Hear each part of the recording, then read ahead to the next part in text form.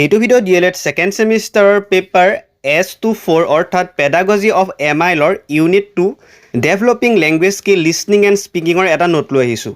এইটো হৈছে কথন দক্ষতাৰ মান নিৰূপণৰ বিষয় লিখা। ভাষা শিক্ষণৰ ক্ষেত্ৰত বিভিন্ন দক্ষতাৰ প্ৰয়োজন। সেইবোৰ হ'ল কথন, লিখন, পঠন আৰু শ্ৰৱণৰ দক্ষতা। কথন হৈছে এক উৎপাদনমূলক দক্ষতা। কথন ভংগীৰ পৰীক্ষা সেয়ে অতি গুৰুত্বপূৰ্ণ। কথন ভংগীৰ দক্ষতাৰ মান নিৰূপণ সহজসাধ্য নহয়।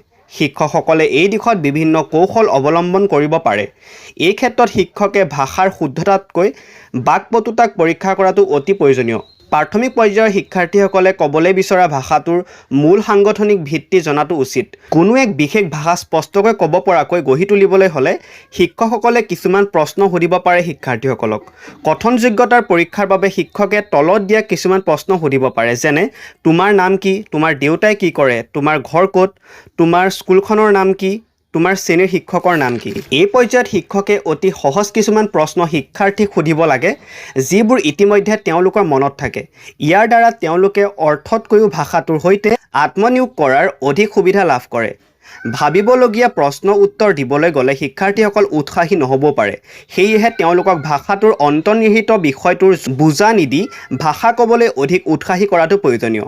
শিক্ষাৰ্থীসকলৰ কথন দক্ষতা বৃদ্ধি কৰিবলৈ শিক্ষকে আন কিছুমান ব্যৱস্থাও ল'ব পাৰে, যেনে সুপ্ৰভাত বা আন অভিনন্দন জনাব পাৰে, জন্মদিনৰ শুভেচ্ছা জ্ঞাপন, নৱবৰ্ষৰ শুভেচ্ছা জ্ঞাপন ইত্যাদি অভ্যাস গঠনৰ দ্বাৰাও কথনৰ মান নিৰূপণ কৰিব পাৰে।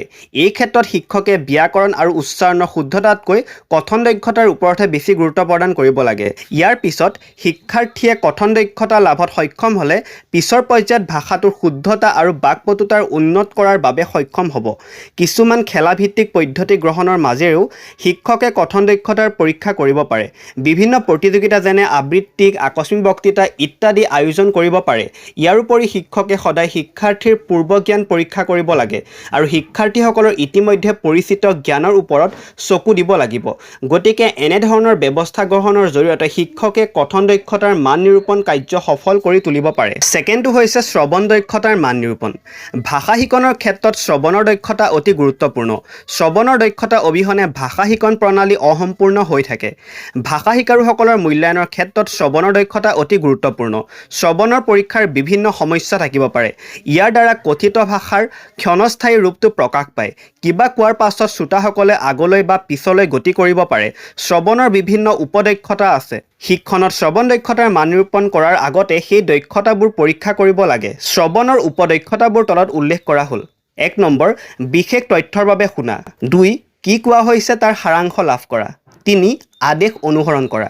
শ্ৰৱণ দক্ষতা পৰীক্ষা কৰিবলৈ প্ৰকৃততে যি পৰীক্ষা কৰিব বিচৰা হয় তাৰ ভিত্তিত দফাটো নিৰ্বাচন কৰি বিশেষ পৰীক্ষাৰ যোগেদি গোটেই ব্যৱস্থাটো সফলগামী কৰি তুলিব পাৰি। শিক্ষকসকলে ছাত্ৰ ছাত্ৰীসকলক লিখিবলৈ দিয়াৰ প্ৰশ্নবোৰ নিজে প্ৰথমে পঢ়ি ল'ব লাগে। আনহাতে শিক্ষকসকলে ছাত্ৰ ছাত্ৰীৰ মাজত প্ৰশ্ননিহিত কিছুমান সৰু কাকত বিতৰণ কৰিব পাৰে। এই প্ৰশ্নবোৰত উত্তৰ ছাত্ৰ ছাত্ৰীসকলে শিক্ষকে পঢ়ি যোৱা দফাটোৰ বিচাৰি পাব। সেয়েহে দফাটো পঢ়াৰ সময়ত শিক্ষকসকল যথেষ্ট সাৱধান হ'ব লাগে। বিশেষভাৱে স্পষ্টতাৰ ক্ষেত্ৰত শিক্ষকে যথেষ্ট গুৰুত্ব দিব লাগে। ইয়াৰোপৰি শিক্ষকজনে উচ্চাৰণৰ শুদ্ধতাৰ ওপৰতো গুৰুত্ব দিব লাগে। শ্ৰৱণ দক্ষতাৰ মান নিৰূপণৰ বাবে শিক্ষকসকল সতৰ্ক হ'ব লাগে যাতে দফাবোৰ শিক্ষাৰ্থীসকলৰ বাবে অপৰিচিত নহয়।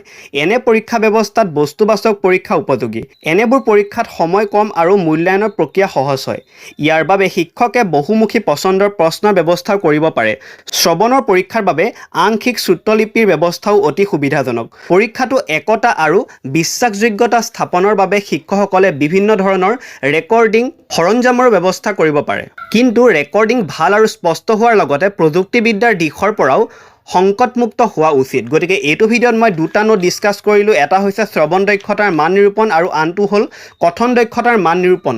গতিকে যদিহে ভিডিঅ'টো চাই ভাল পালে তেন্তে চেনেলটো ছাবস্ক্ৰাইব কৰিব নাপাহৰিব এনেকুৱা ধৰণৰ ভিডিঅ' আগলৈ পাই থাকিব।